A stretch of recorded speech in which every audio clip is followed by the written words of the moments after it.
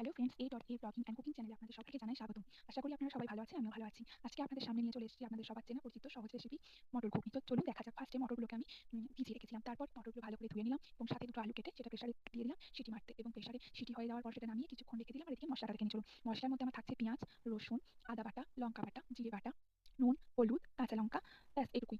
তো ফার্স্টে আমি মশলাটা কিছুটা পেঁয়াজ আর রসুন পেস্ট করে নিয়েছি, আর কিছুটা ঝিরি করে কেটে নিয়েছি। আর এদিকে আদা বাটাটা পেস্ট করে নিয়েছি। আমি কড়াই তেল দিয়ে কুচি পেঁয়াজটা ভেজে নেব। তার মধ্যে দিয়ে দেবো একটু চিনি। চিনিটা দিলে খুব ভালো কালার আসে। চিনিটা ভাজা হয়ে গেলে আমি তার মধ্যে আদা রসুনের পেস্টটা দিয়ে দেবো। কিছুক্ষণ নাড়তে থাকবো, যতক্ষণ না সাইড থেকে তেল ছাড়ছে ততক্ষণ আমি মশলাটা কষিয়ে নেব। মশলাটা কষানো হয়ে গেলে আমি দেখবো আমার মটরটা খোলা হয়ে গেছে। মটরটা আমি তার মধ্যে দিয়ে দেবো। একটু নেড়ে চেড়ে নেবো। নিতে তার থেকে আমি কিছুটা মটর তুলে নেবো এবং কোনো একটা পাত্র দিয়ে সেটাকে একটু থেতলে নেবো। তাহলে কি হবে, তরকারিটা একটু গাঢ় হবে। তো সেটাই করলাম। বাটিতে আমি ওটাকে একটু ঠিক করে নিলাম। তো দেন দিয়ে দিলাম। তারপর আমি ওটার মধ্যে নুন হলুদ পরিমাণ মতো দিয়ে ভালো করে কষিয়ে নিয়ে জল দিয়ে 5 মিনিট 6 মিনিটের জন্য সেদ্ধ করতে দিয়ে দিলাম। আরেকটু সেদ্ধ হওয়ার পরই খুব সুন্দর হয়ে গেছে আমাদের ঘুগনি। Thank you.